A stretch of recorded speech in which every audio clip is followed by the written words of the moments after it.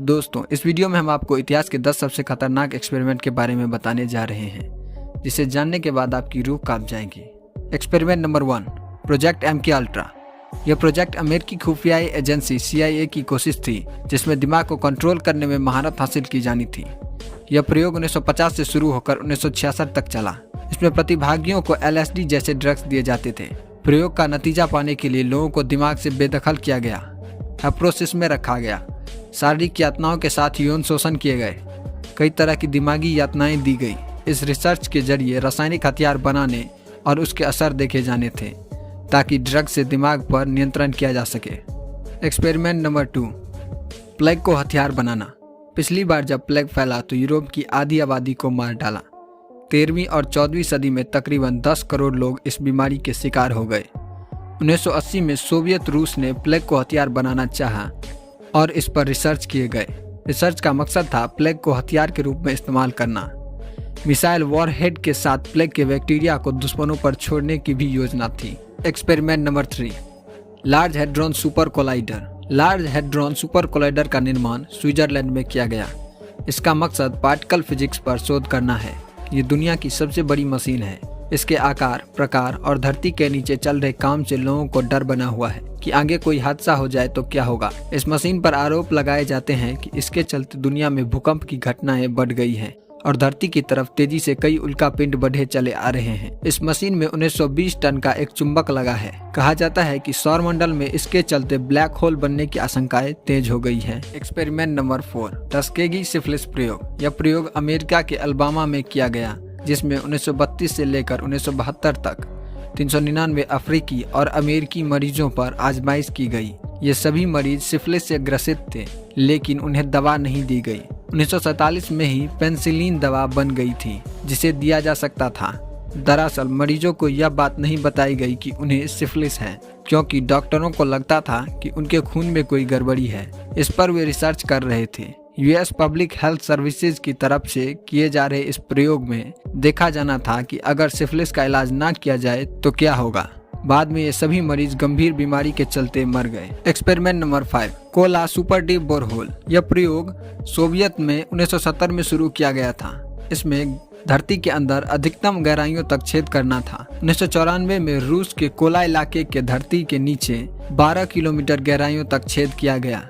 इस प्रयोग में कई अच्छी चीजें मिली, जैसे 24 अलग अलग प्रजातियों के फ्लैक्टन फॉलिस आदि। इस प्रयोग का कोई दुष्प्रभाव नहीं मिला, लेकिन सवाल खड़े हुए कि धरती में इतनी गहराइयों तक छेद बड़े भूकंप को आमंत्रित कर सकता है। Experiment number 6, Guatemala STT study. यह प्रयोग भी अमेरिका सरकार ने ही शुरू किया था। कहा जाता है कि 1945 से लेकर 1956 तक लगभग 1500 ग्वाटेमाला नागरिकों को सेक्सुअली ट्रांसमिटेड डिजीज से संक्रमित किया गया। इसमें सिफिलिस और गोनोरिया के जीवाणु शामिल थे।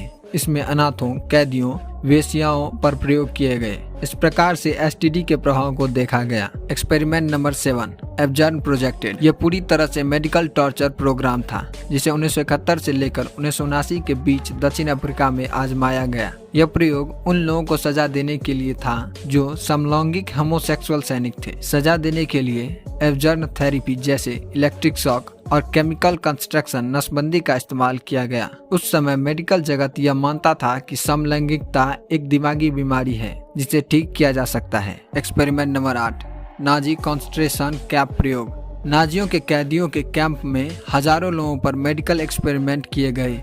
इसमें इंसानों की जिंदगी की कोई मोल नहीं रही। इस प्रयोग में कुछ लोगों को हाइपोथर्मिया कराया गया, मलेरिया के जीवाणुओं से संक्रमित किया गया, मस्टर्ड गैस छोड़े गए, जबरन नसबंदी कराई गई, कैदियों को जहर दिया गया, जख्मों को बैक्टीरिया से संक्रमित किया गया। नाजियों के डॉक्टर जोसेफ मंगोला को एविल साइंटिस्ट की संज्ञा दी गई थी। यह डॉक्टर अक्सर जुड़वा लोगों पर यह प्रयोग करता था। ये लोग यहूदी होते थे।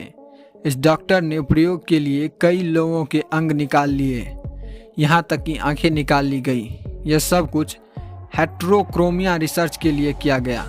Experiment number 9, unit 731।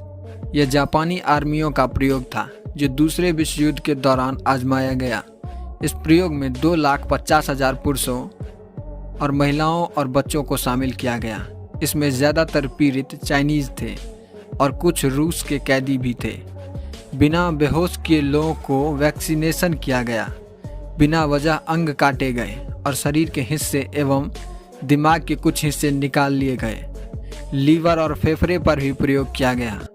इन पीड़ितों पर जैविक हथियारों का भी प्रयोग किया गया। पीड़ितों पर ग्रेनेड या गोले का असर देखा गया। Experiment number 10। अमेरिका ने एटमी हथियारों के प्रयोग के लिए मैनहट्टन प्रोजेक्ट शुरू किया था। यह वाक्य द्वितीय विश्व युद्ध के दरमियान का है। इसी के तहत 16 जुलाई 1945 को न्यू मैक्सिको में एटमी प्रयोग किया गया। हालांकि प्रयोग में बम को फोड़ा नहीं गया, बल्कि उसके डेटोनेशन का टेस्ट किया जाना था। वैज्ञानिक मानते हैं कि अगर बम का धमाका हुआ होता तो अमेरिका की स्थिति उस वक्त कुछ और होती। आपको ये वीडियो पसंद आई हो तो लाइक करें और ऐसे इंटरेस्टिंग वाले फैक्ट के लिए हमारे चैनल को सब्सक्राइब